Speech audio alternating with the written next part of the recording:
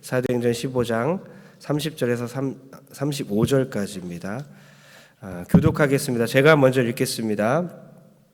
그들이 작별하고 안디옥에 내려가 무리를 모은 후에 편지를 전하니 읽고 그 위로한 말을 기뻐하더라.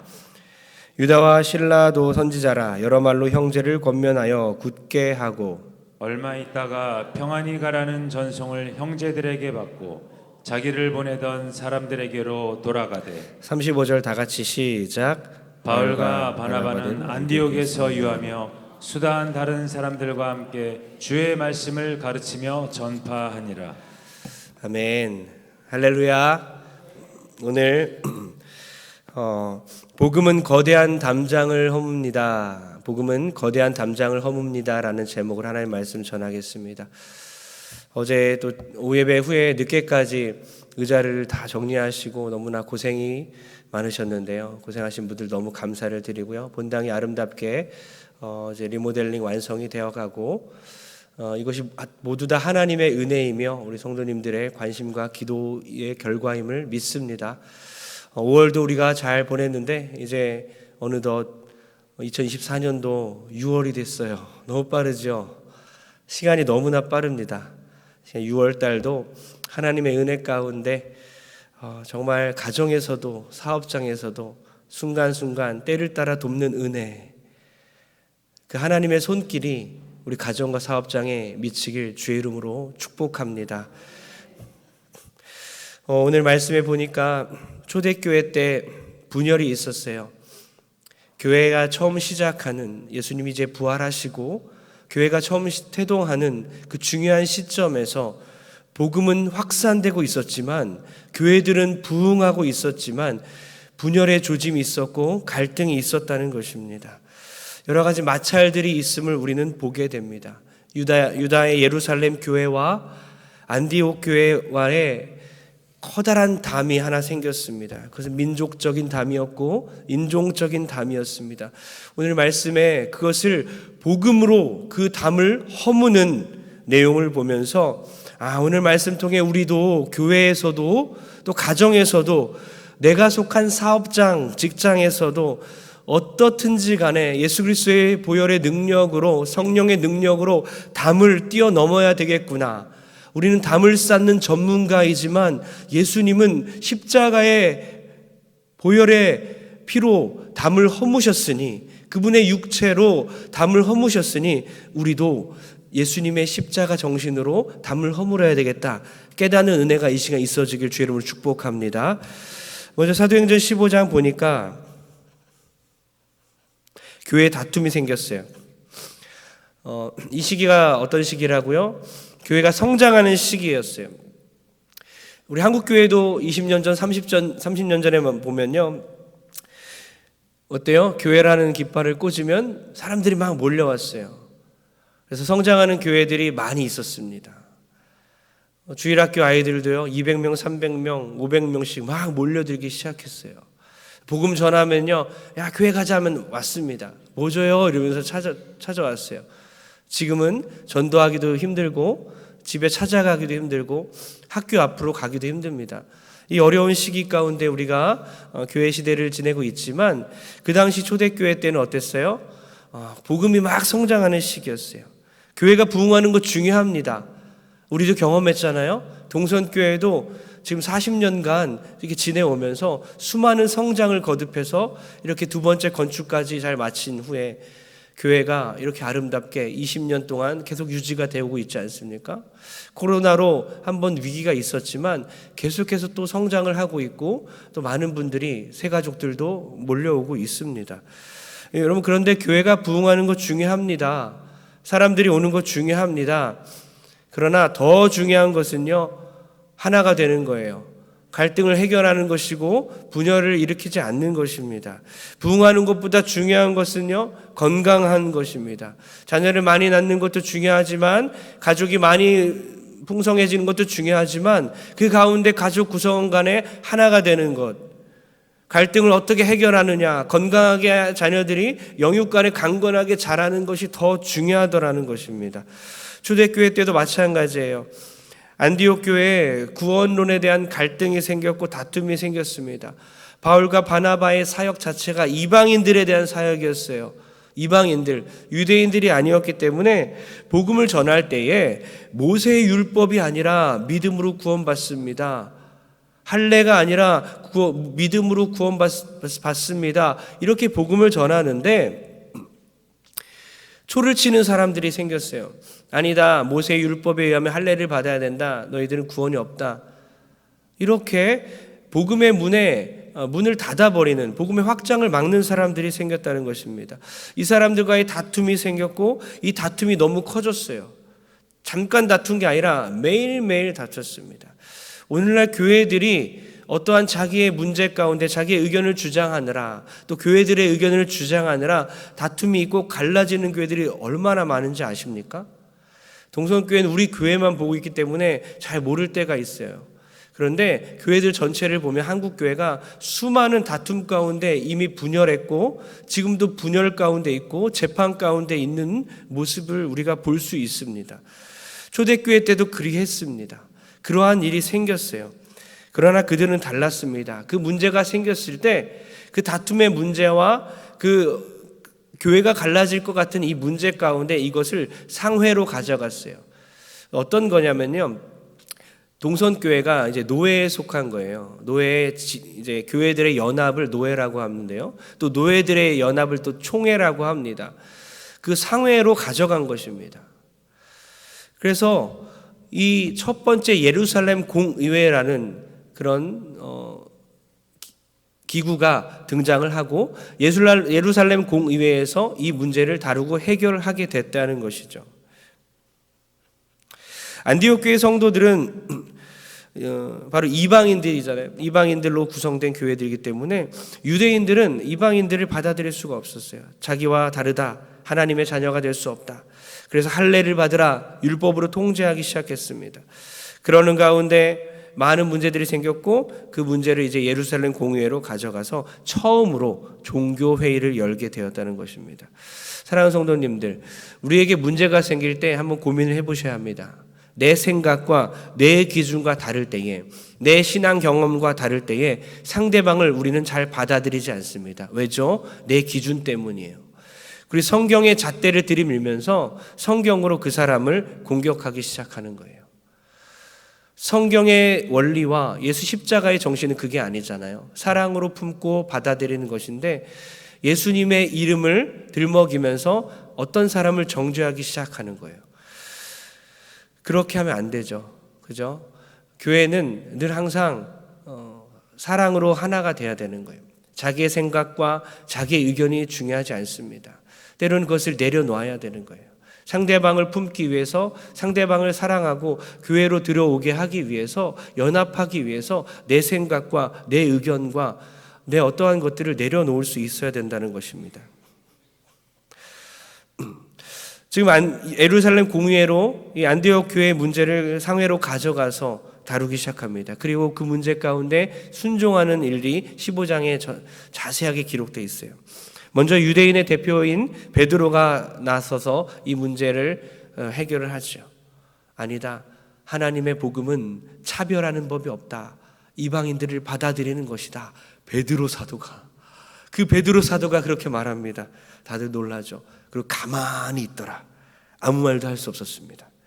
이방인의 대표인 아까 바울과 바나바도 연이어서 말을 하기 시작하고 또 예수님의 형제 야고보까지, 가문을 중요시 여기고 족보를 중요시 여기는 유대인들에게는 충격적인 거죠. 예수님의 동생 야고보까지 나서서 이방인들을 받아들여야 한다, 할례가 아니다 라고 이렇게 연이어서 말하게 됩니다. 그래서 결국에는 만장일치가 되어서 이 의견 가운데 이 의견이 성령님이 주시는 의견이라 믿게 된 거죠. 그리고 나서 다시 안디옥 교회로 돌아가서 이 편지를 전하고 다시 안디옥 교회는 복음의 불이 붙기 시작했다는 것입니다. 여러분, 교회에서 싸움이 납니다. 그러면요, 교회에서 다툼이 나면요, 당회에서 해결하는 거예요. 당회에서 해결할 수 없으면 아무것도 할 수가 없는 거예요. 장로교는요, 당회가 있잖아요. 당회를 구성하고 교회는 그것에 순종하겠다는 의미로 당회를 구성한 것입니다. 그래서 당회가 중요해요. 건강한 교회는 모든 성도들이 당회의 치리를 기쁨으로 받아들이는 교회입니다. 당회에서 안 될 때에 그것을 이제 상회로 가서 노회에서 처리하게 되고요. 노회에서 안 되면 총회로 가게 돼요. 거기서 안 되면 세상 법정으로 가게 되는데 어떻게 그럴 수 있겠습니까? 교회 안에서 일들을 세상 법정에 가서 해결하려는 그런 성도들이 얼마나 많은지 아십니까? 우리 동성교회는 절대로 그러면 안 된다는 것이죠. 교회에 하나님께서 당회를 주신 이유를 생각해야 되고, 그리고 노회와 총회가 있다는 것을 기억하고 어떻게 해서든지 분쟁이 일어나고 갈등이 일어나는 교회가 갈라지는 것을 우리는 막아야 됩니다. 교회는 당회 안에서 일치가 되고 또 그 의견을 하나님이 주신 의견으로 받아들이는 그런 겸손한 마음을 우리가 갖고 그 의견 결정에 기쁨으로 받아들이는 그런 건강한 교회 되길 주의 이름으로 축복합니다. 3절을 한번 읽어보기 원하는데요. 사도행전 15장 3절입니다.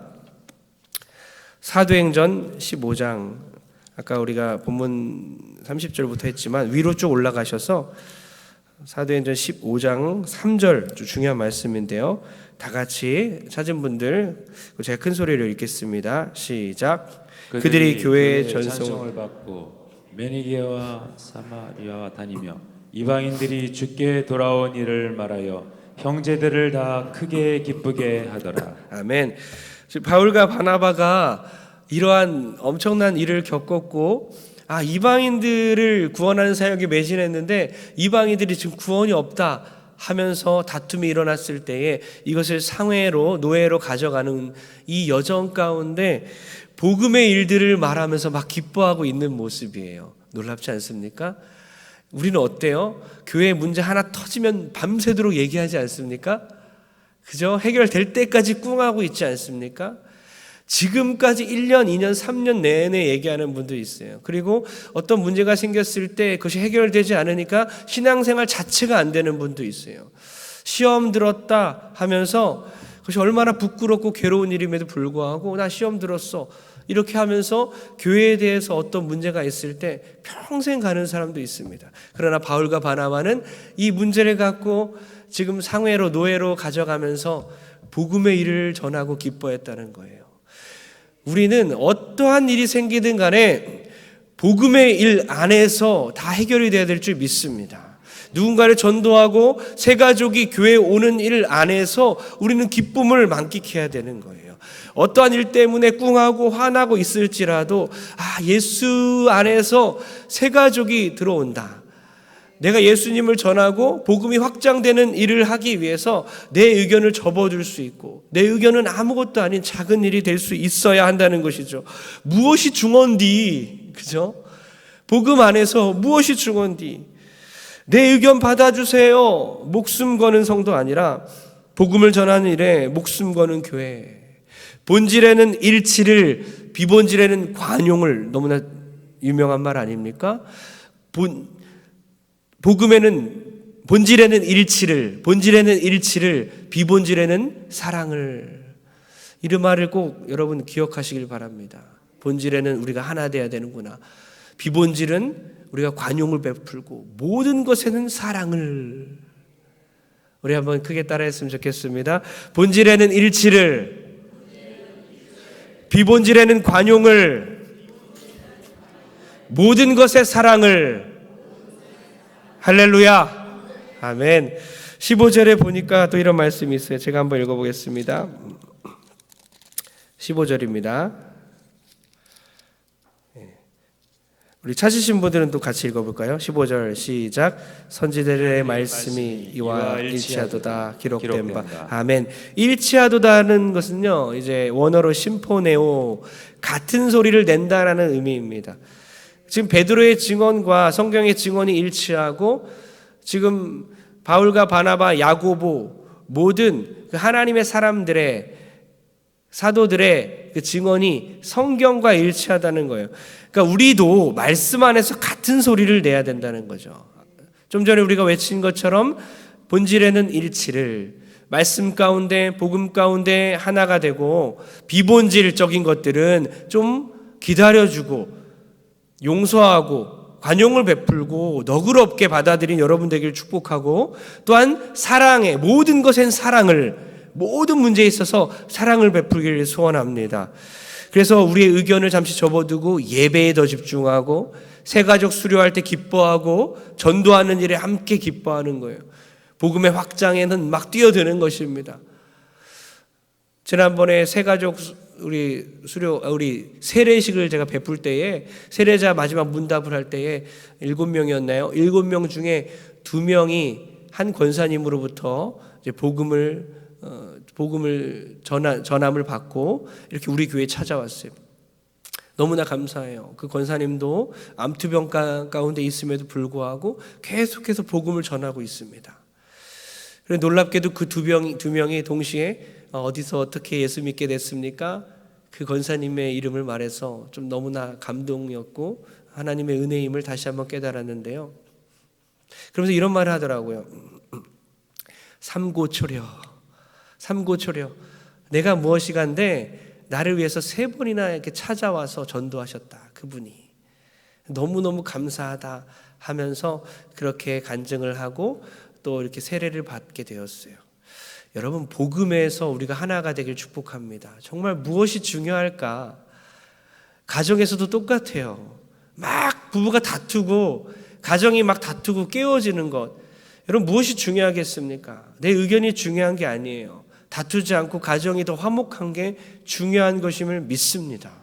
가정이 하나 되기 위해서 아직 믿지 않는 자녀와 아직 믿음이 연약한 남편과 아내가 하나님을 만나게 하기 위해서 내 의견과 내 생각도 다 접을 수 있다는 것입니다. 나의 욕심 다 내려놓고 때론 나의 권리까지도 다 내려놓을 수 있는 그 믿음은 그 상대방의 믿음을 얻기 위해서예요. 상대방이 하나님을 알기 위해서예요. 연약한 나의 남편과 연약한 나의 아내가 하나님과의 관계가 맺어지기 위해서, 나의 자녀가 하나님 안에서 바로 자라기 위해서, 나의 부모가 하나님을 만나게 하기 위해서 내가 나의 권리까지도 다 포기하겠습니다. 그렇게 복음 중심의 사람, 예수 그리스도의 심장을 가진 우리 모든 성도 되기를 축복합니다. 바울과 바나바는 그리하여서 다시 안디옥에서 복음 전파에 매진하는 이 아름다운 결말을 맞이하게 돼요. 우리의 모든 인생과 우리의 모든 가정과 사업장과 교회가 이렇게 모든 문제와 분쟁이 다 주 안에서 해결되길 축복합니다. 우리는 어떤 일이든 간에 복음 안에서 일치해야 합니다. 왜죠? 우리의 공동의 적은요, 당신이 아니에요. 우리의 적은 당신이 아니에요. 그 사람이 아니에요. 우리의 공동의 적이 누구죠? 사단인 것입니다. 사단만이 우리의 적이에요. 교회가 다투면요, 서로 싸우면, 가정이 싸우면, 부부가 싸우면 시험 들고 믿음이 떨어지고 또 교회에서 떠나게 되고 가정도 이렇게 분열이 되잖아요. 그럴 때 누가 좋아하죠? 사단이 좋아하는 겁니다. 갈등을 해결하지 못하면 이미 사단에게 다 넘어가 버린 거예요. 그럼 마태복음에 예수님의 팔복이 나오는데, 팔복과 반대되는 마귀의 팔복이 있는 거 아십니까? 마귀가 팔복을 이렇게 주장하는데요. 제가 한번 읽어보겠습니다. 피곤하고 바쁘다는 핑계로 교회에 나가지 않는 자는 복이 있나니 그들이 나의 가장 믿을 만한 일꾼이 될 것이며, 두 번째, 목사의 과오나 흠을 보고 트집 잡는 자는 복이 있나니 설교를 들어도 은혜를 받지 못할 것이며, 세 번째 복, 마귀의 팔복이에요. 헷갈리시면 안 됩니다. 자기 교회이면서도 나오라고 사정해야만 나오는 자는 복이 있나니 그들은 교회 안에서 말썽꾸러기가 될 것이며, 네 번째 복, 남의 말 옮기기를 좋아하는 자는 복이 있나니 그들은 내가 가장 좋아하는 다툼과 분쟁을 일으킬 것이며, 다섯 번째 복, 걸핏하면 삐죽거리는 자는 복이 있나니 그들은 작은 일에도 화를 내고 교회를 곧 그만둘 것이며, 여섯 번째 복, 하나님의 일에 인색하고 헌금하지 않는 자는 복이 있나니 그들은 나의 일을 가장 잘 돕는 자일 것이며, 일곱 번째 마귀의 복, 성경을 읽고 기도할 수 없을 만큼 바쁜 자는 복이 있나니 그들은 나의 유혹에 쉽게 넘어가 마침내 나의 조롱거리가 될 것이며, 마지막 팔복, 마귀팔복이라고 그랬어요. 하나님을 사랑한다 하면서도 자기의 형제와 이웃을 미워하는 자는 복이 있나니 그들은 나의 영원한 친구가 될 것이라. 여러분, 사단이 원하는 것은 성도들이 교회에서 작은 일 때문에 화내고 리더들의 과오나 흠을 잡기를 좋아하고 다투고 분쟁을 일으키며 형제들끼리 미워하게 만드는 거예요. 오늘날 많은 교회들이 사단의 전략에 넘어가 분열을 일으키고 있는 이때 가운데 우리 동성교회는 주 안에서 더 하나가 되고 주 안에서 더욱더 복음의 진보를 이루는 교회가 되길 주의 이름으로 축복합니다. 결론 내립니다. 베드로가 첫 번째 의견을 내면서 베드로는 이 사도행전의 역사 가운데서 사라지고 바울이 이제 무대에 등장하는데 베드로가 마지막으로 한 이 일은 너무나 중요한 일이었습니다. 사람의 그 고정관념과 선입견을 무너뜨리고 복음에 있어서 한 사람을 받아들이는 나와 전혀 다른 그 민족의 출신, 인종 출신, 지방 출신, 너무나 나와 상종하기 싫은 그 사람 있지 않습니까? 어떠한 사람이든지 다 받아들일 수밖에 없는 그 복음의 능력과 복음의 힘을 말하고 그렇게 사라졌어요. 근데 베드로 사도가 그렇게 중요한 일을 말하기 이전에 엄청난 일이 한 번 있었습니다. 여러분 혹시 기억날지 모르겠지만 이 사건 이전에 사도행전 10장으로 넘어가 보면 베드로는 원래 차별하는 사람이에요. 이방인들을 받아들일 수가 없어요. 그런데 하나님께서, 주님께서 어때요? 환상 가운데 보여주시잖아요. 막 더러운 것을 막 먹으라고, 하늘에서 막 더러운 것이 내려오지 않습니까? 이거 먹으라고 하지 않습니까? 그러면서 내가 깨끗하다 했는데 어떻게 너가 속되다 하냐? 내가 이것을 깨끗하다 하는데 너는 어떻게 그것을 더럽게 하느냐? 그 환상을 보여주시고 그 다음 고넬료를 만나지 않습니까? 이방인을 이제 받아들이게 하는 베드로에게는 엄청난 일이었어요. 세계관의 변화였습니다. 관성의 법칙을 깨는 거였습니다. 오늘날 우리에게 하나님이 원하시는 건 무엇이겠습니까? 우리가 어쩌면 할 수 없을 수도 있어요. 도저히 이건 안 돼요. 저 인간은 도저히 포기하고 사는 사람도 있어요. 가정에서도 이미 포기했고 교회에서도 이미 그냥 피해서 살지 뭐. 늘 평행선이야. 그 사람하고는 평행선이야. 같이 갈 수 없어. 그랬던 베드로조차도 하나님께서 하시니까 되었던 것을 우리가 보면서 하나님 내 힘으로 할 수 없습니다. 내 자녀조차도 너무 안 맞아. 내 뱃속에서 나왔는데 너무 안 맞아. 하나님 왼수랑 산지 지금 몇 년입니까? 10년, 20년, 30년. 교회에 와서도 내가 그럴 수 없어요. 너무나 교회에선 더 예민할 수가 있겠죠. 하나님 도와주세요. 베드로가 그렇게 변화되었던 것처럼 하나님이 하시면 됩니다. 그리고 이 월사음이 사업자 예배 가운데 어떤 말씀을 가지고 우리가 6월 한 달을 보내야 할까? 사업장에서 직장에서 만나는 그 사람 속되지 않습니다. 세상 사람이라 멀리하는 게 아니라 하나님의 자녀가 될 수 있는 잠정적인 성도로 아시고 집 나간 탕자로 여기시어 하나님 나라 확장에 힘쓰는 6월 한 달 되길 주님으로 축복합니다. 하나님이 속되다 하지 않고 하나님이 깨끗하다 하시는 그 사람들에게 우리도 더럽다 하지 아니하고 사랑으로 깨끗하게 볼 수 있는 우리 모든 성도 되길 주의 이름으로 축복합니다.